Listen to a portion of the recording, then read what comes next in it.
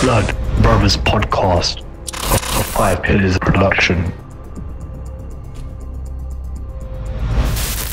Assalamu alaikum wa rahmatullahi wa barakatuh, my dear brothers, sisters, friends, and the foes out there. Welcome to another episode of the Blood Brothers podcast with your host, Dilly Hussain. Before I introduce today's guest, I want to remind all the avid podcast listeners that you can find this show on all the major audio platforms. And if you're watching this from YouTube, don't be cheeky, click subscribe. Today's guest is the only guest that has made 3 appearances on this show, when only a handful have made 2 appearances. He is, without a shadow of a doubt, a heavyweight champion and a coral belt in the world of the online Dawah scene, while still being a blue belt in real jiu-jitsu terms. He is a philosopher of religion and the co-founder of the Sapiens Institute, my dear brother and friend, Mohammed Hijab. Assalamu alaikum. Salam. How you doing, akhi? You okay? How you doing, Good brother? to see you, inshallah. What's going on? Yeah, not much. I mean, alhamdulillah. They should be giving me the purple belt soon. I mean, I've been in blue belt for 5 years. But yeah, I mean, apart from that, I've been all right. And if they don't?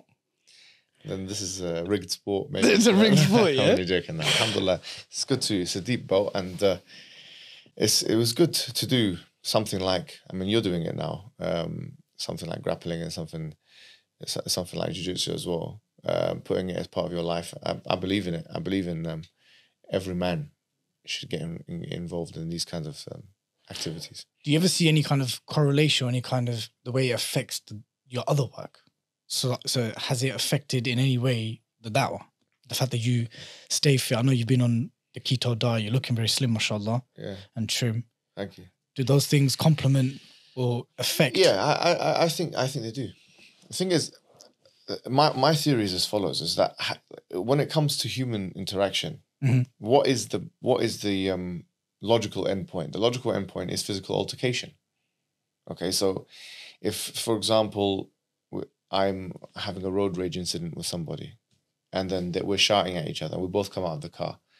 Now, what is the ultimate cost I can impose upon that person? The worst situation is an altercation. It's a physical thing. Yeah. So as a man, that's the most you can do. So if you have the ability to impose cost, then no doubt it's going to make you more confident. So let me put you in the situation of the road rage incident. You come out, someone's come out very aggressively, almost physically, and now you have the competence or the prudence in being able to fight, to grapple, to strike, to some extent, to take a punch, to give one. Will you be more or less confident in engaging with that person? More, of course. So I think there's a huge... Even to the extent of allowing him as well, knowing the damage you could potentially inflict as well. Yeah. Have you seen the Russians do car BJJ? No, no. It's crazy. So they're battering each other in a car. Basically, whoever unclips the seatbelt tends to win first. Oh, is that how... No, I mean, it's like Mike Tyson said, punch hard, punch first. Or punch first, punch hard, punch fast, punch last. Something like that. Yeah. You know, it's sometimes in these situations when you know that the person's going to attack you, then you should strike first. That's a golden rule sometimes. What would your advice be to Muslims who feel like they want to punch their brothers? Oh, their brothers? No, I shouldn't do it. Right, let's go straight into it, my dear brother. Yeah. A lot's been happening. It's been yet another colourful, eventful week or 10 days. At the time of recording this podcast, it's Ramadan. And we have a new First Minister of Scotland. He happens to be someone who identifies as a Muslim, Humza Yousaf. And just to give our viewers and listeners who may not be from the UK, just a bit of background, because it's important. Nicola Sturgeon stepped down as the First Minister. There was a leadership race. That leadership race very quickly became centered around the issue of faith, not just Islam, but Christianity, because the main opponent of Humza Yousaf was a lady called Kate Forbes, a devout Christian woman. And they were questioned about their positions on same-sex marriage bills, conversion therapy for homosexuals, abortion rights, and many things. And I believe, and not I believe, it's widely known that Humza Yousaf pretty much won the leadership race based on his positions on these matters. You made a video excommunicating the First Minister of Scotland based on a 2.5-minute video clip from Sky News, where he was asked about same-sex marriage. And he said, look, I see no difference between a homosexual marriage, and my own heterosexual marriage. Then he was asked, do you believe gay sex is a sin? He said no. And then he followed that by saying, I cannot change what's in scripture. And then you went ahead and excommunicated him and as a non-Muslim.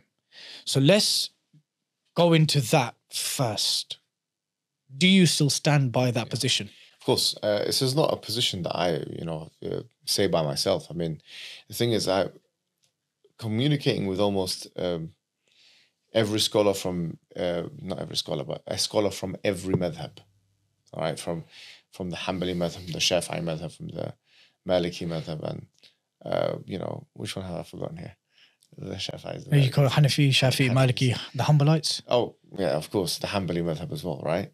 So they've all said the same thing. A lot of them don't want to come out and say it publicly because it has political consequences. So why did you do it if it has political consequences? Because a lot of these people that I've spoken to are not based in the United Kingdom, for example. Then one could not say that. Why do they truly understand the context of the UK? Some of them are based in the United Kingdom, but still don't want to take the cost of it. And I know that because I'm having these conversations with them. I'm having a long conversation. Say, this person's a kafir. Some of them say yes, good what you've done. Okay. Because I mean, one of them have said, and this is the reason why I'm not mentioning their names, is because they have not told me that I have permission for that. Okay. But has said that if we don't do this, then the religion of Islam will become quite similar to the religion of Christianity. Now you're going to have, imams identifying as gay. The question really is, and to what extent can we accept this kind of recourse? Like, for example, if somebody comes out and brings the Quran and stomps on the Quran and says the Prophet Muhammad says the Prophet is homosexual. A'udhu billah. Yeah, for example. And then starts saying he's a kafir or something, like saying Sabb al-Nabi, like saying the worst kinds of things. Now, it's because he said shahadatain. He said, La ilaha Muhammad Rasulullah, because he identifies as a Muslim. Should we continue? Can a ammi now, a lay person, not say that this person is a kafir? It's interesting you say that because when you did your excommunication video, there were some du'at and mashayikh from North America, interestingly. Dr. Shadi Al-Masri, Dr. Abdullah Ali, and there were others. And that basically, without mentioning you or the incident, we're talking about the right of the Muslim laity of excommunicating someone if they truly believe someone to be on the pale of Islam, which I find quite interesting because there was a lot of commentary, surprisingly, from North American du'at, without mentioning any specific names, who brought your Islamic credentials or lack of alleged Islamic credentials into question and made this whole thing about only a Qadhi can excommunicate someone. Well, first of all, before we get to the so-called Islamic credentials part, I just want to kind of focus on this part of what the laity can do in terms of excommunication or not. Mm-hmm. Because, for example, a Qadhi, an Islamic judge, does not have more advantage in being able to find out if someone's insane, for example, than a layperson. Mm-hmm. And the evidence for that is in the Quran itself, because the Quran makes the argument that Prophet Muhammad is not majnoon. And, it's many times he's not insane. He's not insane.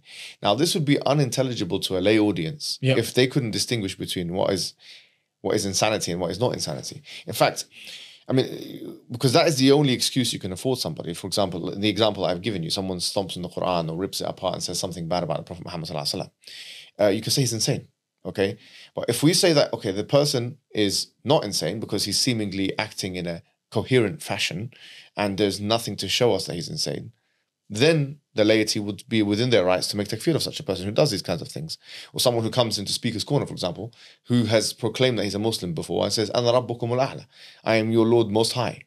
Is that a fair comparison though, Hijab? Is it, I'm not saying it's a comparison. All I'm saying is that because the idea is, what they're coming with, a lot of these brothers, is that they're coming with a Qadhi needs to, because I've had these communications with them, you see. So let's just quote Dr. Shadi here. He goes, the Qadhi, judge, is only needed to apply the punishment, not to determine the ruling. Yeah. So if I see a Muslim bowing to an idol or saying Jesus is God or saying alcohol is halal, we can't make any conclusions. Ludicrous. Yeah, I mean, the bowing to the idol one is a little bit contested because he could be bowing to the idol in the thing of the the Qibla, for example. There are some ta'wilat.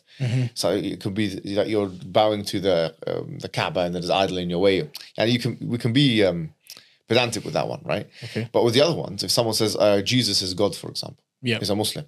It's a good example. I mean, what are you going to say about that? Or says, Ana Rabbukum al-A'la, I'm your Lord the Most High. You know? Do we need now to take this to the Qadhi in order for the Qadhi to determine that something is what it is? This guy's a kafir? Is there a difference between having a general ruling of if someone does X, Y, and Z, they're a kafir, and literally naming an actual specific individual? What they could say is that you're within your right to believe he's a kafir, but you cannot pronounce it to the public. But so I'm saying that if a lay person who witnessed a man stomp on the Quran and say the Prophet Muhammad is a homosexual, or that he is bad words like pedophilia or whatever words they use, if they say these things, or they say Ana Rabbukum al-A'la, I'm your Lord Most High, or that Jesus is God, or I believe in 3 gods, do I now need to take him to court? He's a sane man or a sane woman. Do I need to take him to court in order to determine that he's a kafir? Is this the level that we're going to take it? Because if the thing is, ila ay mada, the question is, to what extent are we going to take this thing?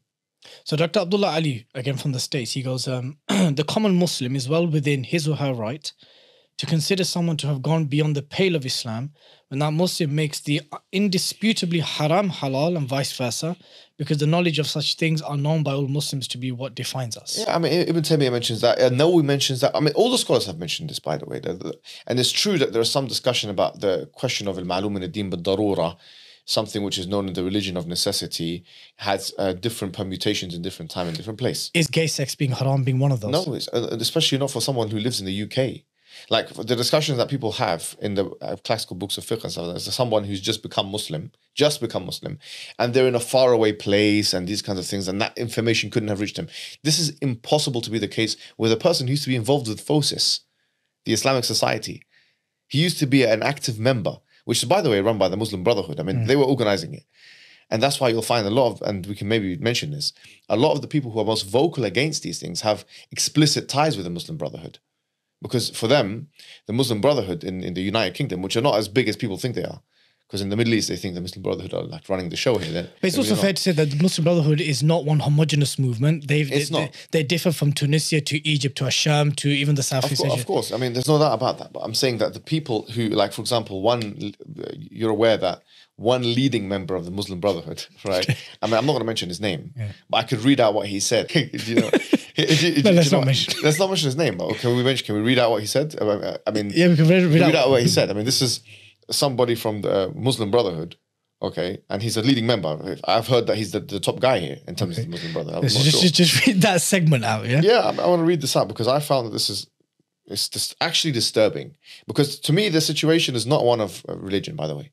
I think the situation, all these guys, they know that this guy's a kafir. I mean, they deep down, they cannot believe he's not a kafir. Yeah? I don't think they do that. I think some of them do. A lot of them do. But I think the issue that they're really finding difficult, is the issue of maslaha, which we should talk about, because they have this idea of a tadarruj. They talk about it all the time, which makes way more sense in the Muslim countries, or it's called gradualism. Yes, of course. Way more sense in the Muslim countries than it does in non-Muslim countries.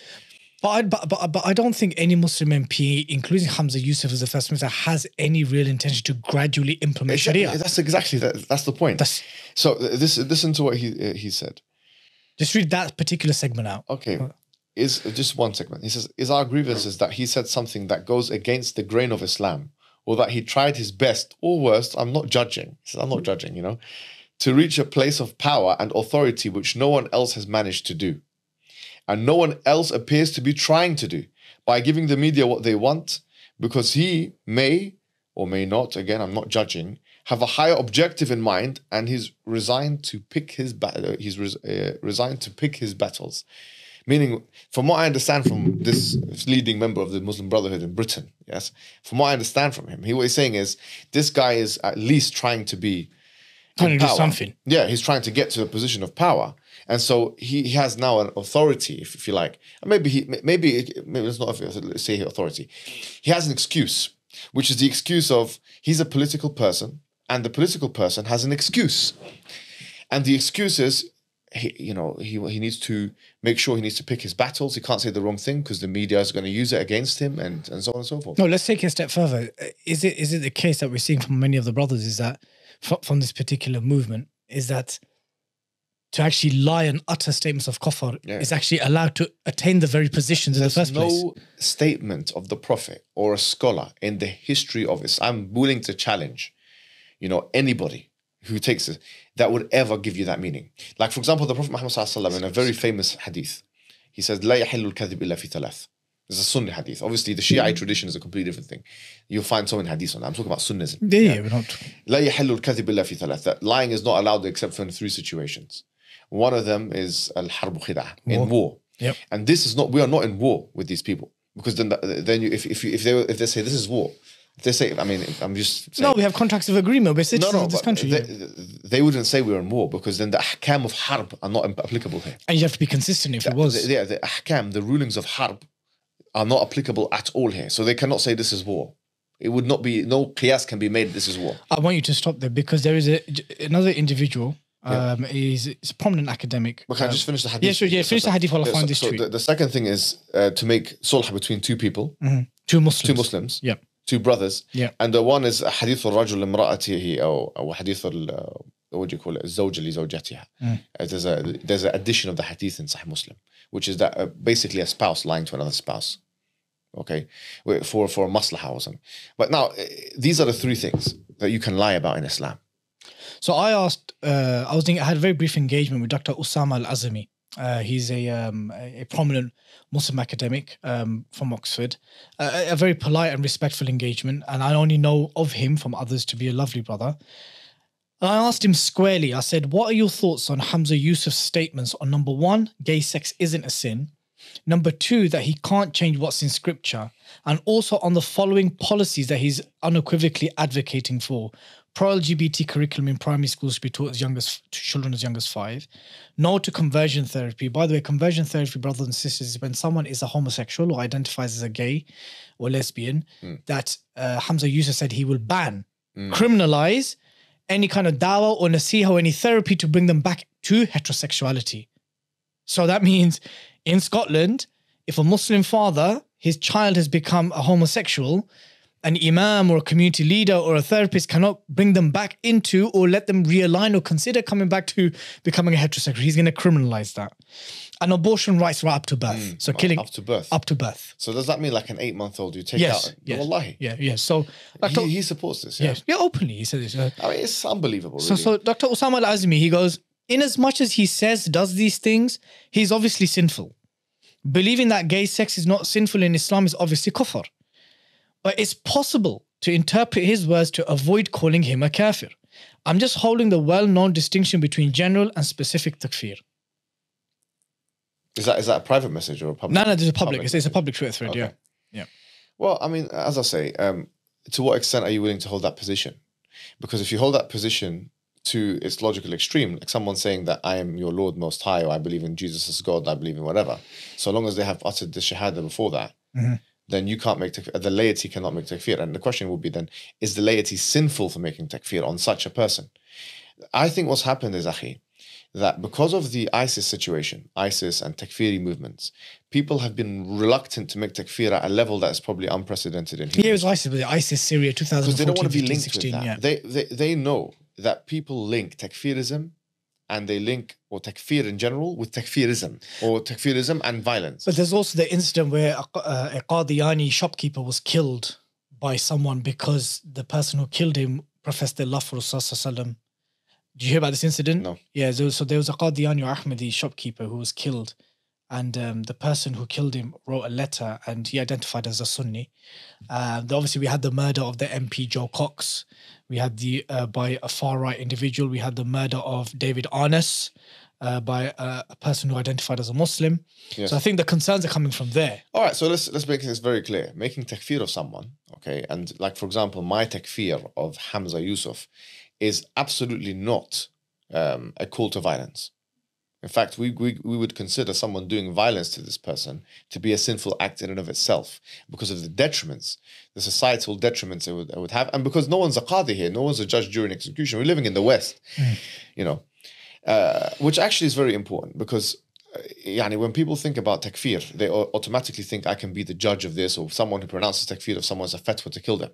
This is absolutely not the case. Okay, so if one makes it very clear, there's a distinction between takfir, removing someone from the fold of Islam, which we all are entitled to do as Muslim people. Otherwise, lest our religion become like Christianity, where you can have gay priests saying that I'm speaking on behalf of God and so on, and with the rainbow dog collar and so on.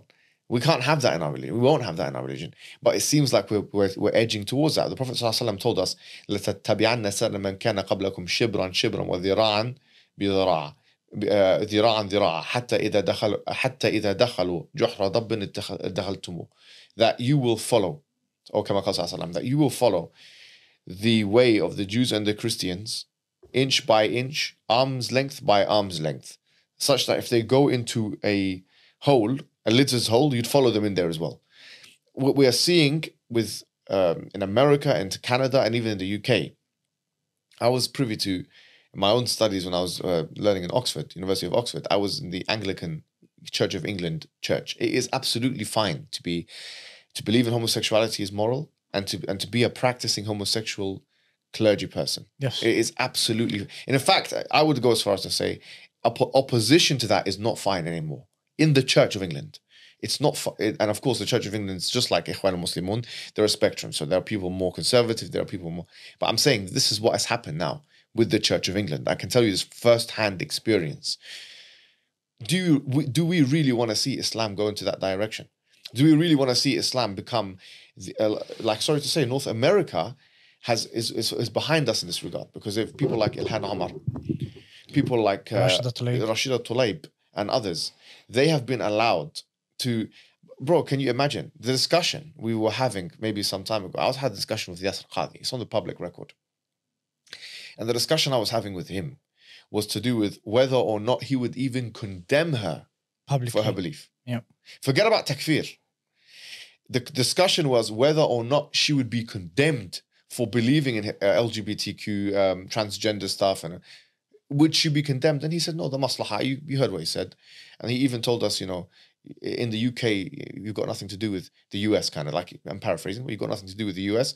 And now he's commenting on the UK, by the way. The same person, he's making a big thread about the UK. And others. But I'm saying that, this whole idea of stay out of our, which is nonsense. I mean, me and you both know this is nonsense. But the idea of stay out of the US, he's now commenting on the UK. But the issue is, look what's happening in the US. I went to ICNA convention. It's the biggest, I think it's the biggest of its kind. One of the biggest ones, yeah. If not, it's the second. The first or the second. But there's a lot of people there. There's ICNA and the RIS. It's between those two, yeah. And there was tens of thousands of Muslims there. It was shocking, actually. I've never seen many Western Muslims in one place. And bro, like Ilhan Omar was in that conference. No one condemned her in that conference. When I came back, I realized that I didn't even know she was in the conference. Wallahi, I didn't even know. When I came back, I had to make a statement of condemnation that, who's this? They're letting her in. The reason why they're letting her in is because of this maslaha card. Because once again, we go back to this assimilation, gradualism policies.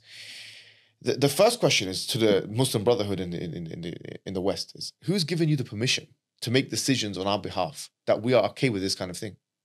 Who's given you permission? The reason why a lot of them are upset, bro, is simply because we've decided not to accept the narrative anymore.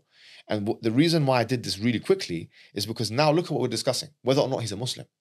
We're not discussing whether or not his policies are good for Muslims. Or whether he should be condemned or not. That's now that goes without saying. Yeah. Do you see what I'm trying to say? Takfir has had the net impact of moving the goalpost from discussion of whether or not. I mean, Yasir Qadhi put out a post talking about, I believe in this and I believe in that, it's a good thing.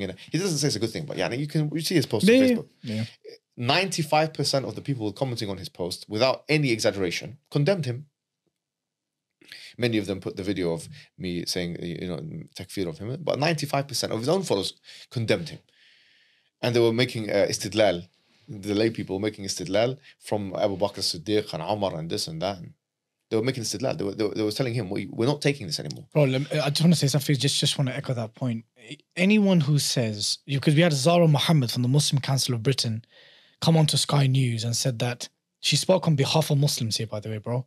She said, Muslims are ecstatic with excitement and awe upon his appointment. How dare you come on live TV as a representative of all Muslims in Britain to say that we are in awe and excitement about the appointment of Humza Yousaf. Exactly. You could have said the Muslim Council of Britain are in excitement and in awe, but you chose to speak on behalf of Muslims. And if you see the online conversations and the offline conversations, because alhamdulillah, the conversations that we've been having, the relevant noise, the necessary noise that had to be made, no one is in excitement and awe. There might be some elements of those who subscribe to that level of thinking or that type of ideology or methodology to attain power. But from what I'm seeing, the public opinion, the Muslim public opinion on these specific issues has been overwhelmingly against Humza Yousaf and very critical. And that's what I find ironic about the liberal aspects or the liberal segments from the Ikhwani Muslim Brotherhood movement, is because they're not taking account what Muslim people actually want. On the grassroots. Even though in the Muslim countries they talk about democracy, for example. But look at all of the, for example, I've had conversations with Hanafis, the Obandis, the Brelvis, bro. They've been takfir. Yeah, of course. The Brelvis made takfir of him. The Diobandis made takfir of him. The Salafis made takfir of him. The Mutamadhibs made takfir of this guy, a lot of them. Yani the majority, you'll find that's the majority opinion among the learned men of these places. But these brothers who are affected by or have a membership in an informal membership or a formal one of the Muslim Brotherhood, it's affecting their policies. That's why I think it's happening. No, a representative of that movement's not here. So in their absence, I will posit the following to you. Yes. We are a Muslim minority living in the West. We are living in a hostile environment where Islamophobic hate crimes are on the increase. There are people that want to, not just change our religion. There are people that want to attack us, kill us, ship us away, kick us out of their countries, oppress us for draconian policies. Surely it's a no-brainer to have a Muslim who identifies outwardly as a Muslim would be a better person to be in power for the betterment and the safety of our rights than someone who's a non-Muslim or potentially someone who's right-leading and quite open about their Islamophobia, which wasn't even the case with Kate Forbes and Humza Yousaf, but that is generally what they'll posit. That Sadiq Khan was better than Zach Goldsmith. That any of the 17 Muslim MPs are better than their non-Muslim MPs. That Humza Yousaf is certainly better than Kate Forbes for the Muslims. Yeah, I mean, tell us how, because he's not putting forward the policies that we want to see as Muslim people. He's not Amir al-Mu'mineen. He's the leader of a non-Muslim secular country. The thing is, if you look at the opinion polls that have been done in the UK about Muslim opinions on gay marriage and gay sex and stuff like that, I think IPC has done the last one in 2017, and it was only 13% of Muslims that believe that even homosexuality should be legal. I mean, they're off the mark. They're out of touch with what Muslim people believe. They're out of touch with what Muslim people want. They can't even implement anything most of the policies that this man, as you mentioned, is antithetical to what Muslim people would want. So let's just go over the four main policies. Again, because we need to keep reminding people of this. Number one, he believes in the absolute right of abortion up to birth. So that is the murder of cutting up an 8.5 month an 8-month or a 9-month-old fetus or a child. Yeah. Okay. He believes on the transgender reform bill. That is that if a man identifies as a woman whilst having all his biological bits intact, he will have access to those spaces where our mothers and our sisters and our daughters and our wives will have access to. Yes. Number three, he wants to ramp up and increase the existing RSC education to children as young as 5 in primary schools, teaching them about LGBTQ lifestyles, ways of life, relationships, and so forth. And number four, he wants to that's criminalize gay conversion therapy. That means that if there is a Muslim or a Christian or a Jew or a Hindu or a Sikh that becomes a homosexual and they have some level of faith-related therapy to bring them back to heterosexuality or for them to reconsider coming back, this will be criminalized. Now, I don't understand how they can consider this to be a step in the right direction. Because that's what, like we were just reading now, one of the head members of the Muslim Brotherhood in this country was saying. It's like, at least he's trying to be. Who is he to try? He's antithetical to everything we believe in the first place. And so what I'm saying is, and I think Hamza's also said it very well in his discussion with you, is that when you talk about gradualism, tadarruj, and so on, you assume there's symmetry. There's asymmetry here on behalf of these individuals in the West. They have more power than you. They have more educational power. They have more monetary power. They have military power. More political power. So who's doing gradualism with who? Who's doing gradualism with who? They're gradually changing us. It's not that we're gradually changing them at all. But I don't think that's the strategy that's being used by the brothers. It's a more maslaha strategy. The strategy is more applicable in the Muslim world. Exactly. Where the sentiments of the ummah is pretty much there or isn't there. Yeah, or, and then you slowly bring them and Yes, so of on. course. That's a different story. Yeah. We're talking about here in the West. Here in the West, this makes no sense. And by the way, it has no proof of concept. There's no proof of concept. As in where it's worked, where it's been successful. They've not shown any track record of success. So why should we listen to this? They're saying, and they don't have any knowledge of politics, with all due respect. Like this, you're a specialist in international relations. I mean, international relations. You've got a academic background, yes, and so on. Yes. And you've been working this for 10 years. Yes. Let me ask you. I mean, from your understanding, is there any track record of success in this kind of thing? In the Western world, no. There isn't, is there? I mean, so I also done a politics degree, and students are learning now in history. I used to teach them myself the civil rights movement. Right? I think the Black rights movement is a fantastic idea thing. Let me put this thought experiment. So was the women's emancipation movement in the Yes, UK? it was. And to be fair, from a strategic perspective, not from a moral perspective, the homosexual movement. I mean, they were able to put forward. They were able to very change radical, very principled, very uncompromising. Yeah. All three of those things. I mean, that's what the civil rights movement really depicted in the UK and the US. Mm-hmm. And if Malcolm X and the Black Panthers and the Muslim what's it called? They're called Nation of Islam, and those guys, anyway, these are not. We don't endorse those groups. I mean, but I'm just saying, if the Black civil rights movement in the 1960s, if someone was on the dinner table with them, giving their idea, and he said, "Look, instead of doing civil disobedience and being disturbers in the community and shouting at these people and telling them we're not going to compromise with them. And instead of all of that, what we're going to do is we're going to completely compromise. We're going to have one of our own black guys being an Uncle Tom in the White House. Do you think that racism would be more or less in America today? You know the answer. Yeah. More. So I mean, the idea is that these guys are trying to bring something which has no track record of success, not just in the Muslim world, in any minority group in the West. The main thing that has worked in the West is uncompromising, and I'm not going to say civil disobedience, because you can do it through many different ways, but an uncompromising stance. Be honest with the public. This is what we want. Demand it, and there are many different ways. Strategic lobbying. Yes. What you're doing, like what Five Pillars is doing, which is a good reason for me to at this point plug in Five Pillars, and I was really impressed because when the Five Pillars did their pieces and their journalistic pieces on this matter in particular, it was one of the only, dare I say, if not the only, Islamic journalistic output in the Muslim world today in the West, which captured the sentiments of not just the Muslim populace in Britain and other places, but also captured the sentiments of the Muslim religious clergy. And if it wasn't for Five Pillars, then we wouldn't even have that opinion.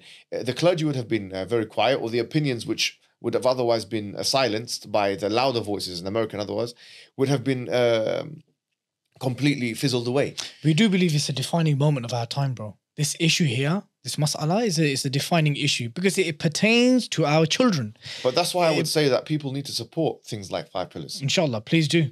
www.fivepillarsuk.com/donate. Because this is one of the most important things to support. Jazakallah khairan, bro. No, the reason why, because if you consider in the next 10, 20 or 30 years, the next 10, 20 or 30 years, it's the humanitarian situation will always be, you always have someone to feed or to clothe or to give drink to, water. But these kind of things, it leaves irreversible damage. We saw what happened in America. Ilhan, Omar and these kinds of people and Amina Wadud leading prayers and these kind of things in the masjids in Berkeley in California. And then some cowards in America, they don't even want to say this is, they won't even condemn it because they're afraid. And people position political justification for the insult of the Prophet ﷺ under some notions of an equal regime of liberty and free speech. We're seeing what's happening, bro. But it's almost irreversible. So the fact that you were able to put on the record and change the narrative, because I see things, bro, if these conversations are not had, like the conversation you had with Humza, it changed a lot of people's minds. You can see it in the comment section. You can see people's minds change. And so we need to capture this narrative because otherwise the liberal and secular elements of the Islamists, Muslim Brotherhood or otherwise, or other people who feel like this is a good idea, they're gonna destroy the dawah because of their ignorance and naivety when it comes to these matters. So let me pin this now back to the destruction or the hindrance to the da'wah. Some have said for your removal from Sapiens, someone actually tagged Sapiens and Hamza. Oh, yes. There's been private phone calls and voice messages sent to Hamza and others saying that, we need to disassociate with hijab. He will destroy the da'wah. Yes. He lacks Islamic credentials, especially juristic credentials, especially to make takfir and stuff like this. Yeah. And we've noticed that recently you've updated the About Us section. So now you have a full biography of your secular and your Islamic teachers and stuff. I mean, we'll get to that. Was this in a direct response to... Yeah, it was. I'll be honest with you, because what happened was, it wasn't to them, but it was... The thing is, to go one step back, I mean, I had already put on my About Us section the kind of credentials I had from a secular perspective. Mm-hmm. And because the thing is, I need that for my work. Authority is very important. Like, unfortunately, we live in a very vanity, centered world or whatever, yeah? So I had to put, okay, this is where I've graduated. If you got the piece of paper, people respect you in a certain degree. You know and I know. Yeah, yeah. But I put the secular stuff, because the Islamic stuff, and this is going to sound like a false piety here, I thought to myself, if I'm doing it for the sake of Allah, why on earth would I want to advertise it to the people? And it was a real struggle for me to put that up, actually, because I thought to myself, this is playing with fire. It's already I'm doing da'wah, I'm doing these kinds of things, but to mention the books that I've been reading and studying and the teachers and the names of the teachers and all those kind of things, it's not something I really wanted to do, to be honest. But you really have elaborated a lot, haven't you? I have. And the reason why is, the reason why is twofold, because those who attacked my Islamic credentials or training from the Muslim side didn't realize who I was, in the sense that I'm dealing with non-Muslims who are enemies of Islam. So by attacking me, you're attacking the da'wah. If you're attacking my training in Islam, you're attacking the da'wah, because now you're giving ammunition to the enemies of Islam. So when I started to realize that this was a threat that could affect the da'wah, I said, okay, I'm afraid to say, now's a haja. Now there's a need for it. So I put it up on the About Us section. And we'll include it in the video description as well, because there is a lot. I mean, 4 years of studying at the Shinkiti Institute with Shaykh Omar and Shaykh Salim Al-Shinkiti, Hafidh al-Quran, Al-Jaziri Institute, Shaykh Ahmed Kamil of Egypt, Shaykh Jalal Salim of Egypt, Shaykh Jamal, Shaykh Ayyad Ghaymer Algeria, Abdul Nasser of Somalia, Mona Hussein of Egypt, Hanbalite jurisprudence with Shaykh Omar Ali Al-Ghazali of Egypt, comparative fiqh with Shaykh Ahmed Al-Makkawi of Egypt, Arabic grammar, hadith and fiqh with Shaykh Akram Nadwi, Aqidah studies with Shaykh Adil bin Ahmed bin Hamid. There's lots happening here. Yeah. Aqidah studies with Shaykh Abdullah Al-Ujairi. Aqidah studies with Shaykh Imran Patel.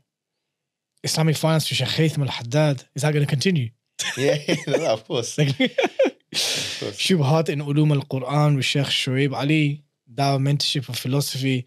Ustad Hamza, we can remove that one.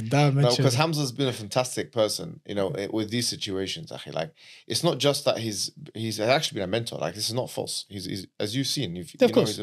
If anything, anyone has a problem with me, they go to Hamza. They don't go to me. It's like, the parent that tells the child off almost. Yeah, even though there's like a 10-year gap between me and him, but it's because Hamza Zulsis he's one of the few people in leadership, bro. Like, who I actually rate him, because most people act strategically. Mm-hmm. Most people act in a manner which is, they want to do something for their own vested interest. They want to dominate. They want to impose. With him, he taught me that actually a good leader is not one who tries to control his followers. A good leader is one who tries to serve them. And not just that, he shows their interest for their development. Like, I will say that I have no doubt that he wants the best for me. And I think he works on himself to want the best for me. So because I know that someone wants the best for me, it's like your relationship with your parents. If you know that they want the best for you, then you trust that any level of discipline that they'll impose upon you is good. Now, that's a really good leader, bro. A lot of people are not like that, unfortunately. Do you not feel bad sometimes that, that this is not the first time that because of certain things that you've done or said or the way you've done it has brought heat and pressure on him?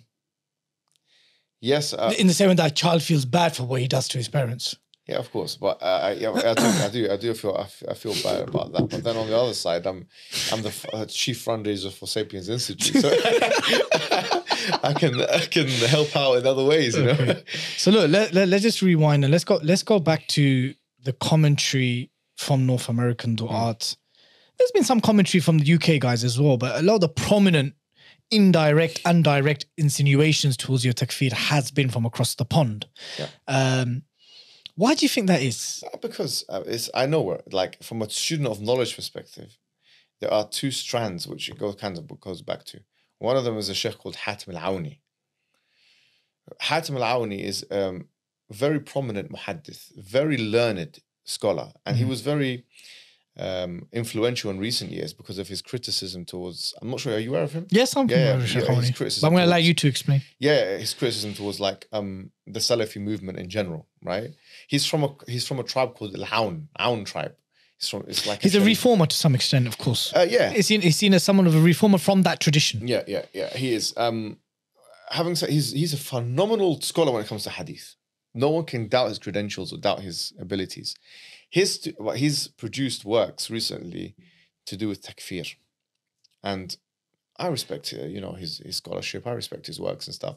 His students, however, especially with works relating to takfir, a lot of his students or people who are influenced by him, they won't accept the kinds of, for example, I've spoken to some of them, and I said, "What would you do?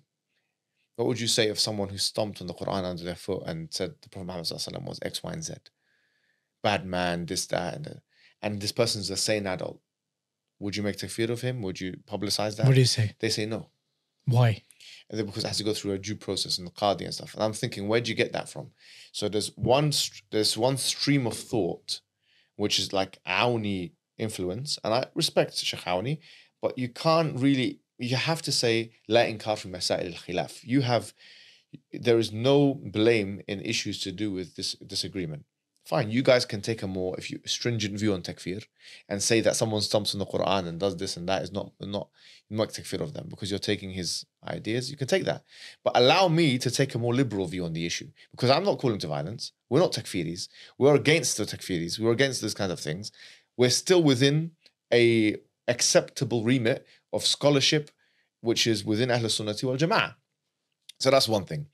The second thing is, like I said, people from, I would call them maybe the liberal Ikhwan, like more people that don't mind to engage from the Muslim Brotherhood with politics because they feel like the ultimate objective, as came through with this, they say he's the chief person in the Muslim Brotherhood. He's a senior. Yeah, is that they don't mind to engage with politics to a point where you can't even do tamyiz. You can't even know if this person is speaking the truth or not. Almost allowing taqiyya, where there's no jurisprudential precedent for that. There's no ayah in the Quran. There is no verse in the hadith of the Prophet Muhammad ﷺ which allows an individual to lie about the deen and commit kufr in order for someone to engage with the political system of the West. And they feel like... Not even to implement Sharia. To do anything, you can't. Like I said... I'm saying that there could even be a very weak argument presented that he's doing X, Y, and Z with the ultimate goal of implementing. Yeah, but he's not trying to implement Sharia. That's what I'm trying to say. Yeah, exactly. He's not trying to implement. I mean, it's almost naivety. It's as they don't know what's going on. Yeah, they think, he must be saying this because he's a politician. Temis al-adr, until when? Adr, excuse, until when? Yani? Until he takes his trousers off and has intercourse with a man in the streets for half an hour. Al-Rais, this example, sorry to say, is an example that the same group and all of us were making fun of the Madkhalis for. Madkhalis. Because Al-Rais, who's one of the big scholars of the Madkhali movement, he said if somebody came on...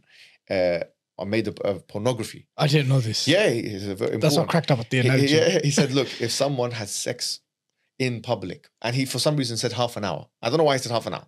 He said for half an hour. He said half an hour, you can't even say anything against him. Yeah? And everybody was saying, look at this guy, man. They are so servile to the leaders to the point where they say if the leader of the Muslim land has sex with a man or with a woman for half an hour, and everyone's watching it, okay, that you can't do anything about it. Then a Salafi, I can't remember his name, a Sheikh, he said that actually in an Islamic state he would have to be given the had because because he's not above the had. He's not above absolutely. But put that aside, these guys are saying the same thing as the Madkhalis are saying, but in a different way in the Western context. They're saying that so long as this guy is serving our political interest, so long as he's in politics, khali, let him do what he wants. He's, until what? If you can do kufr, you can do anything else now. So now the statement of al-Rais becomes intelligible to you. Why are you condemning al-Rais? Why are you condemning him? Why are you condemning the Madkhalis? They're saying that we, for our own maslaha, and they make a textual argument, which is even more powerful for them, actually. They say that we don't do khuruj al-hakim. We don't say anything about this hukam. This guy, he's not even a hakim because he has no shawka, which means he has no actual authority of military, because in this country, Scotland's a devolved thing, and they don't have their own standing military, right? Which means he's not actually a hakim anyway, but then you're treating him more, giving him more excuses than you've given any of these Arab leaders in the past. If an Arab leader said anything close to what this guy said, the same group would jump on it. This actually makes me think, with all due respect, this is political opportunism. Because why is it that you allow the Westerner to do it and not this guy to do it? You have to have consistency. For me, it doesn't make any sense. I'm sorry to say. And they're disturbing the Dawah with this, Akhi, because for us, we don't care about all this politics stuff. Yeah, to an extent. I mean, I'm not going to go and change the governments. But what I'm saying is, you're coming into our remit now. Because what you're doing now is you're putting these figures like Ilhan Omar and Rashid Tlaib and stuff that are, just because they're anti-Zionist. And I don't even know if this guy's anti-Zionist or not, by the way. He might not be. He might be a supporter of the state of Israel. He might be a Zionist. I mean, he has voiced support for the Palestinian cause. He has been critical of Israel in the past, but that's not a criterion. No, it could be changed. But anyway, that's not a furqan for us to basically, judge the man from. Agreed. But I'm saying just because you're anti-Zionist, you can say what you want. Do you know what I mean? It doesn't work like that. Yeah. So what I'm saying is, there is no consistency with this. And when you have individuals like Ilhan Omar and Rashid Tlaib and these individuals, and then you have now sisters in America wearing rainbow-colored hijabs following that because they see that the religious clergy are quiet. Shaitan akhras, as the weak hadith. No, and she's attending conferences and conventions. Yeah, with them, side by side with them. And there's no discussion about it. It's cowardice, it's impotence. Let me ask you, have you had any teachers from that leaning of Ikhwan al-Muslimin? I've not had a teacher who's, let's say, a card-carrying member of the group. But I have people, obviously, who have sympathies with them. Okay. I think it's also fair to say that, I need to say this, because the Muslim Brotherhood, the Ikhwan al-Muslimin, they're a broad umbrella, a broad church, Yes. And a spectrum that's far and wide. And the Arab Spring is actually an example of that. The way the Muslim Brotherhood in Jordan responded to the Muslim Brotherhood in Syria, to Egypt, to Tunisia, and so forth. So they vary and they differ, and there's a spectrum. And there's a spectrum of it in the UK as well. But the loudest and the most influential spectrum of that movement happens to be the ones who have been positing these arguments in defense of Humza Yousaf. Yes. So let me ask you, would you have done that video any differently? No, the only thing I would have done is I was thinking of putting in, Django Unchained. There's a film called Django Unchained. It's a fantastic movie. And I was thinking of putting in the Samuel L. Jackson character, because this Humza Yousaf reminds me of the Samuel L. Jackson character in that film. I've seen clips of the film. I think it's a phenomenal. Wicked movie. It reminds me of this is exactly what he is. I would have put some more antagonistic things like that. Not less. Oh, no way. I mean, and maybe I should have made it clear in the video as well that when we make takfir of someone, it doesn't mean violence. And I've had to repeat this a second time now. I think those two things in particular, if I had made them in the video, then... But otherwise, Akhi, what are we waiting for? We're waiting for this discourse to go into the direction where the liberals and the feminists and these pro-LGBT morality guys come in and dictate our dawah, change our dawah. Bringing the podcast to a close, and this is now a question or a conversation about methodology of how Muslim minorities move forward in Western countries. Yeah. So you have various groups and movements and tariqs and wherever they are, of various persuasions, political, sectarian, theological, otherwise, that propose certain ways to just survive. Just to live safely as a Muslim in an increasingly hostile United Kingdom, France, wherever it may be. What is your thoughts on the idea or strategy that's been posited that, look, we have to align with the left, or they appear to be the natural allies of the Muslims because they are outspoken on racism, and the vast majority of Muslims are people of color. They are outspoken on Islamophobia, and we are the biggest victims of hate crime. Because they are left-leaning, they tend to be quite critical of Israel and tend to be pro-Palestine. And they don't want to kill us or kick us out of the countries. Whereas when you look at what's on the other side, all you guys are banking on is this LGBT issue. With the most bloodthirsty, warmongering, hateful, right-wing leaning groups, parties, movements, the left is the natural ally. For now, it seems to be the natural ally for Muslims to preserve their rights, and for people like Mohammed Hijab to carry on doing da'wah, is to actually ally with these guys because they make the space safe. When I was in A-levels, when I was 17 years old, I had a teacher called Russell Child, who I think, I'm not going to say where he's definitely a leftist, yeah. He was a phenomenal teacher, brilliant teacher. And this was the first time I actually got engaged with the issue of politics and stuff. And one of the first things he said in the first lesson I've ever done in politics, which was 15 years ago or something, he said, political participation doesn't mean that you have to vote in a ballot box. He said sometimes not voting is also participation. Absolutely.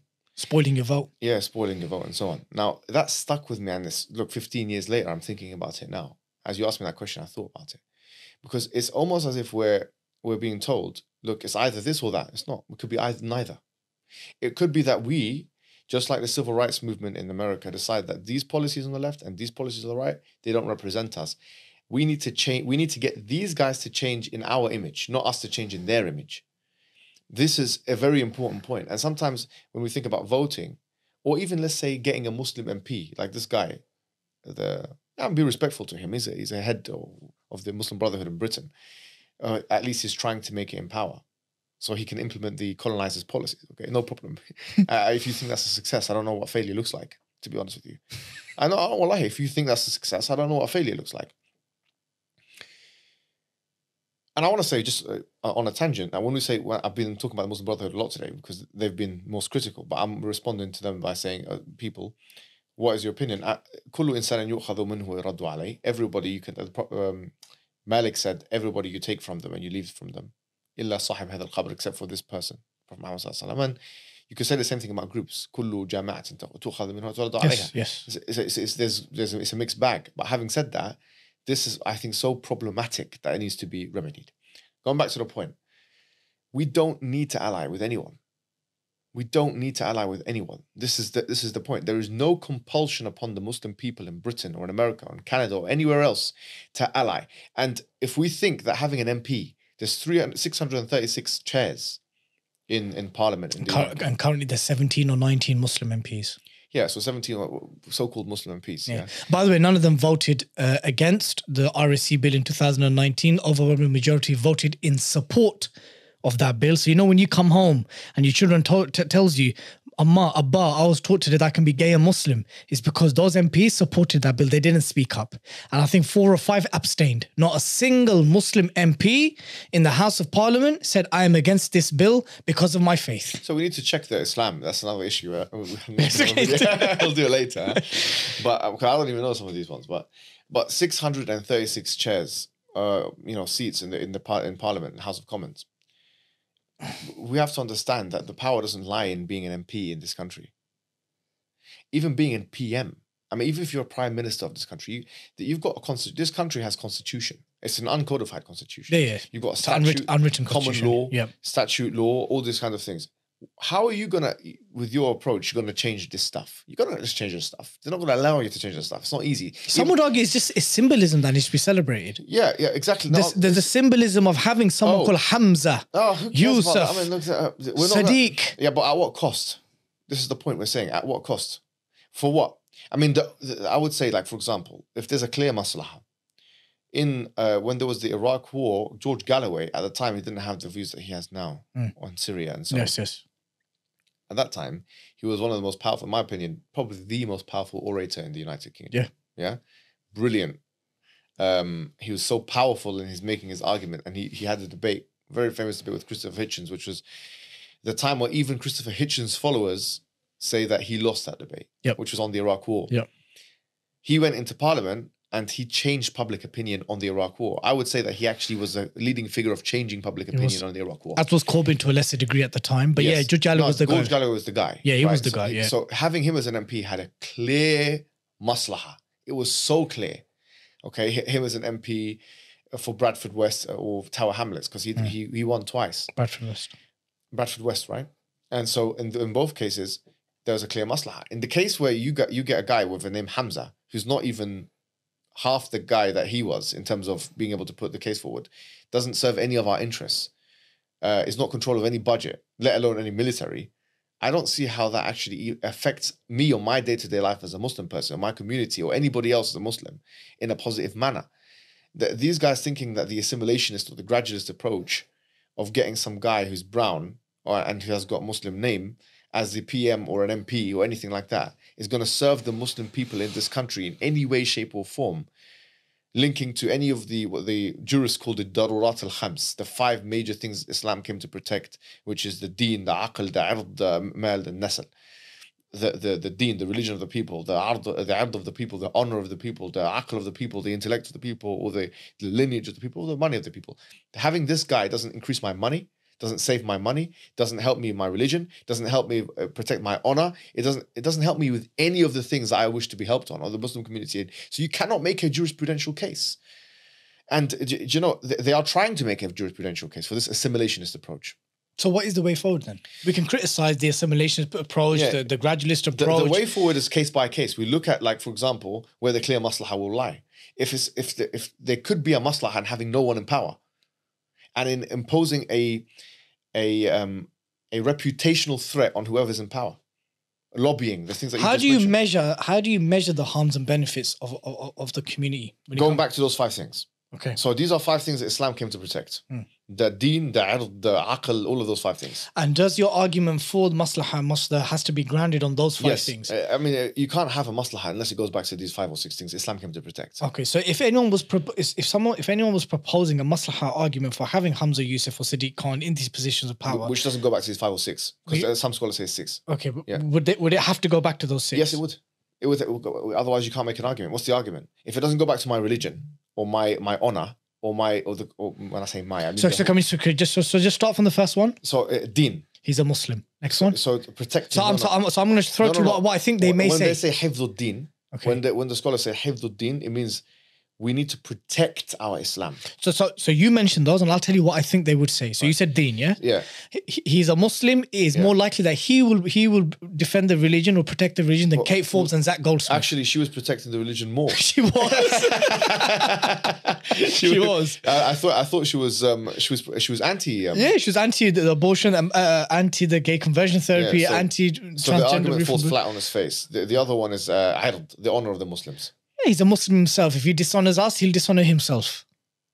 I don't even understand that one. But I mean, you mentioned it quite articulately when you said that when the person comes home and he says that the teacher told me such and such that it's okay to be gay and Muslim, which we're seeing now, that will be put into place. He's trying to force legislation with that, isn't he? Yeah, so those he's put education ministers, you're saying, right? Yeah, so he's appointed one queer and one lesbian minister. So is that going to help the Arab Muslims? So now you have your daughter, those individuals, Yasir Qadhi and those ones who follow basically Hatim Al-Awni. I mean, if you want to know what Hatim Al-Awni thinks, just basically follow Yasir Qadhi. I mean, because he is a copycat of this person.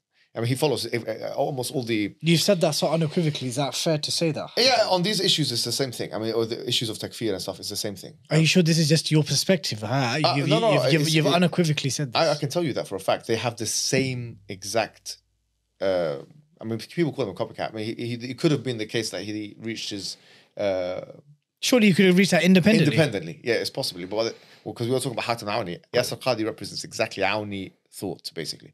So Yasir Qadhi, who's not condemning Linda Sarsour, who doesn't want to condemn Ilhan Omar, doesn't want to condemn them properly, doesn't want to go against them, let alone make takfir of them, or to even question their Islam. Forget about that. I mean, that's nonsense. You know, those individuals, I'm not going to mention other people because these guys actually made a comment on this issue, posts and so on. Now, when their daughters come in and say, actually, or maybe they have enough money, not to put their daughters in state schools, but unfortunately, some people don't have that money. No one has the privilege of that. So when now they come to you and say, look, my teacher told me, my teacher told me that you could be gay and Muslim. You can be gay and Muslim at the same time. Yeah, I can love men. I can like boys and girls. And their parents are not as approachable and articulate and as mesmerizing and inspiring as the teacher is in the school. So and then she falls into them. She believes in their dawah, not the dawah of the parents, for example. So how is that going to help us? So that's done. So we've done religion, we've done honor. What's the next one? It's mal, for example, or the money. It's neither here or there. No, there's no argument to really be present. But the thing is, I mean, for instance, you could say he doesn't neither here nor there. Yeah. What's the next one? It's the lineage of the Muslims. Well, there won't be a lineage left if we carry on pushing some of the policies they push. No, if you think about it, they're saying homosexuality is okay. He said my marriage is the same as your marriage. Yeah. Does that mean now the lineage of the people, who have adopted kids as homosexuals is the same as my lineage? He's desecrating my lineage, yes, of my parents and the Muslims' lineage by equating it with the lineage of those. Yeah.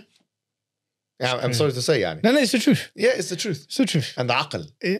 And the intellect, the rational. Well, you're mashing that up as well. So I can't even present an argument for the counter side. Akhi, there's no argument. All I'm saying is that no one has given these people the authority to run the dawah narrative on the politics issue. And they don't have the public support for it. They don't have the clerical support for it. They don't have the religious support for it. They have no precedent in Islam. They have no proof of concept. They have no success record in the West. I can even say, I can go further than that, but I won't say that. They have no record of success in general. And so, sorry to say, we reject this trajectory of putting someone who's an Uncle Tom, who's a colonized mind, because he's brown and Muslim, in the faces of, and it makes him the subject of resentment. People hate Islam even more when these people are on there. This Humza Yousaf episode, do you think it's been a defining moment in terms of a clear line that's been drawn between the UK and North America? In terms of between the Duat and our positions and our approaches? No, because we've seen a lot of people, you mentioned Shadi Masri, and I think that represents the majority thought, bro. But why does it appear to be a silent majority? But I mean, who do we have? The people who came in support of him is only one I know of, Yasir Qadhi. I mean, who has an ambiguous post on the matter, who hasn't condemned. You had a very brief engagement with Jonathan Brown, but he was making... Yeah, Jonathan Brown as well. He was making an indirect reference. Yeah, it wasn't as bad. Yeah. He was more cordial on the matter. But we've already seen the failure of his approach. I mean, I spoke to him personally. I've done a podcast with him. And his article was so problematic that Yaqeen actually took it down from their website. That's how bad it was. It creates so much problems for them. This distinction between political and this moral. And you're confusing the people, man. You're confusing the people and confusing yourself. It's just keep it straightforward. This is not what we believe in. Christians can say it. Conservatives are now saying it. This is not our religion. This doesn't represent us. We will never back this. That's it. It's as simple. We will never back someone who backs this. I mean, it has to be like that, man. What would your concluding advice be to young Muslims, God-fearing, practicing Muslims who want to get into the political field for the betterment of their community, who want to become councillors, who may want to become local mayors, who want to enter the political system, but the example that they've got is this? Even if it was worthy of somewhat of some symbolic, celebratory kind of anything, even if one could accept that argument, what would your advice be to those who you go up and down the country, lecture in masajid and university ISOCs? What would your advice be to young Muslims who are witnessing this Humza Yousaf debacle? Concluding advice. Concluding advice is just stick to your religion, okay, and don't compromise. I mean, on key principles of our religion, we have to be uncompromising. Allah subhanahu wa ta'ala says about the Prophet Muhammad sallallahu alaihi wasallam, وَدُّوا لَوْ تُدِهِنُوا فَيُدِهِنُونَ. They wish that you can compromise with you so that you can compromise with them. They did this with, just read the seerah. Read the seerah, because you realize in the beginning, when the Muslims were the weakest, okay, all of the early Muslims were being pushed to compromise. They were being whipped. Tortured. I mean, do you know, this is what makes me sick about this situation, because I'll be honest, when I had this conversation with Qadhi, and I'm only mentioning him repeatedly because he has made a post about this issue, yes, and because he is trying to push a different narrative on this matter, publicly. Are you sure, Habib? Because you're saying these things quite conclusively here. Yes, I am. I'm very sure about it. He's very clear about what he was saying. He's very clear about not condemning. He's very clear about his strategy. No, but is it fair? Is it fair to insinuate that there's something else that's happening that's been trying to be pushed? Is that fair to say that, my dear No, brother? I'm saying that it's very, very clear to me that he will not condemn certain aspects from certain people, or even go near discussing the issue of excommunication with them, because he doesn't want to spoil his alliance with them, or he considers to be a maslaha. He made this very clear to me. I spoke to him publicly. This is a public discussion. Okay. Right? So it's very clear what he was saying. He himself, he's got the best seerah in the English language, 106-part seerah. Okay, and the Meccan period is a very long period, and I recommend that seerah for students of knowledge. It's brilliant. Yes, but on that front, where the early Muslims, Khabbab ibn al-Arat, the hadith of Khabbab ibn al-Arat, where people came to the Prophet Muhammad sallallahu alaihi wasallam and they said, and he said, so he was saying to the Prophet Muhammad sallallahu alaihi wasallam, ask Allah to give us victory. Ask Allah to give us, "Ala yastansiru lana, ala yansuruna, ala yastansiru lana." Are you not going to ask Allah to give victory to us and to help us? Tad'u lana, or kama qal. And then the Prophet Muhammad sallallahu alaihi wasallam said that the person before you used to be cut into two pieces. Yeah, yushaq nisfain. He used to be cut into two, and then there used to be combs that they used to bring and take their body out take this flesh out with the combs. So basically, the Prophet ﷺ is telling someone is being tortured in the early Meccan period, where Muslims were the minority of the minority. And a persecuted minority. Persecuted minority. He's telling them, no, like, people have endured more than you. Now the argument is we are at this instant threat of extinction, and that they can destroy us, and the right wing going to kill us, or something like that. Yeah, which is a fake, phony threat. It's nothing like these. It's a spit in the face to what the early Muslims have actually faced. And we're being told that if we don't ally with it's darura now. Ad-darura tubih al-mahdhurat. We're being told that it's an issue of necessity. No, it's not an issue of necessity. It's not an issue of necessity, because I can still live, I can still practice my religion without voting for these people. And I will do that. And in fact, I can go further than that. I can use my constitutional rights, whether I'm in the United States or United Kingdom or any other part of the West, to demand my own rights. And this is the only trajectory forward, where we amplify our voices, we make our case, we do what the civil rights movement, the black people in the civil rights movement did. Because if we do what they did, there is proof of concept for this. But there is proof of concept for non-compromising, audacious behavior. There is no proof of concept for this assimilationist, gradualist, weak, impotent approach. It's actually capitulation. They think it's a victory of some sort. You're saying almost jubilation, and as you were saying. Is there any concluding comments or words of advice you want to give to any young, impressionable, overzealous young Muslims who may watch this or have seen other engagements or your excommunication video, and if they see Humza Yousaf on the road, or if they see any of the Muslim MPs that voted in support of the RSC bill, and may want to slap them on or punch them on, or like take something into their own hands, do you want to make it unequivocally clear any words of advice to these, if there are any, by the way? And we have to say this because there has been instance where MPs have been attacked, and in two cases they've been killed in the UK. So it's important that we make that abundantly and unequivocally clear. This is This is one of the worst things a Muslim can do right now, because it will be detrimental to the entire community, and it's haram to do this kind of thing. We do not endorse that. We have to make a distinction between takfir on the one hand, which is excommunication, which people from all religions do.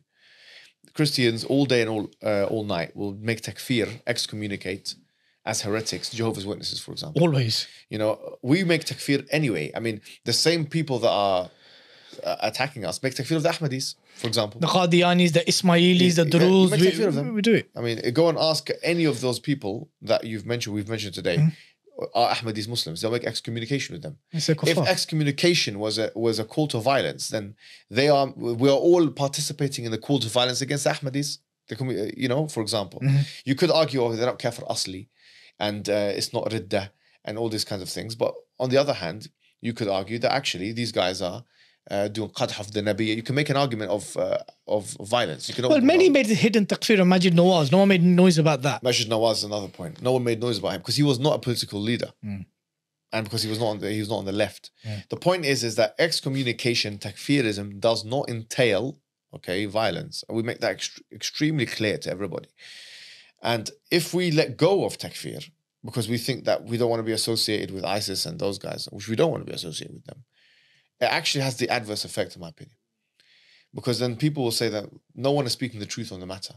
And then the only ones who will be making legitimate takfir are the takfirists themselves, which gives credence to their ideology. Because then we say that there's no one in the conservative community doing it, but these guys are doing it. These guys are doing it, so they must be right on other issues as well. So I actually believe the lack of takfir can create a culture of violence, create a culture of extremism and radicalism. So we need to, as Orthodox Muslims or traditionalist Muslims, we need to make takfir. But we need to make takfir in the right times, in the right place, where there's the right maslaha. It's not upon us to make takfir all the time. It's only in the cases where it's completely clear. If there's shubha, so even the situation, Ibn Taymiyyah discusses worship, doing sujood to something. And he actually says there's ta'wilat here. So that's why do not make it a habit to make takfir, and always err on the side of caution. But with situations which is ma'lum al-din bid-darura, someone stomps on the Quran, for example, someone says something bad about the Prophet, someone says, Rabbukum a'ala, someone does istinkar of something like prayers. There's no prayer. I don't believe in prayers in the Quran. I don't believe in Hajj. Unless they are insane. Was there room for you to do ta'wil on Humza Yousaf though? No. How? But you just said that Shaykh Ibn Taymiyyah rahimahullah, he said that there was space for ta'wil for the one who was prostrating to an idol. Yeah, for example, if the idol was in direction of... if the Qibla is there and the idol's there, okay. For example, yeah. Okay. But the question is, هل السجود إلى الشيء عبادة له? For example, is prostrating to a thing ibadah of it? No. And so there is conceivable it cannot be. Sometimes a situation like bowing. So because if someone does, like in BJJ we were talking about, someone does bowing, so there's a kafir now, for example. Of course not. Yeah, so there's ta'wilat there. We're not saying anything. Even Ibn Taymiyyah discusses it. With this situation where he says, I know what's in the scripture. I can't change what's in the scripture. I've read it. You've been asked me 25 times. But this guy, no, there's no ta'wil. Sorry to say, yeah. He knows what he's saying. Hijab, it's an absolute pleasure having you on, bro. Yeah. May Allah keep us all sincere and steadfast upon what's pleasing to Him. Ameen. And I pray to Allah Azza wa Jal that the remainder of our Ramadan goes as beneficial as possible, especially for our akhirah. Yeah. And yeah, bro, it was a pleasure having you on. Thank you so much, bro. Brothers and sisters, I hope you all enjoyed and benefited from today's podcast as much as I did. I want to remind you all that you can find this episode and the show itself on all the major audio platforms. And of course, if you haven't already clicked subscribe, but you made it to the end of this podcast, that's very cheeky. Click subscribe right now, leave a comment, and until next time, Assalamu alaikum wa rahmatullahi wa barakatuh.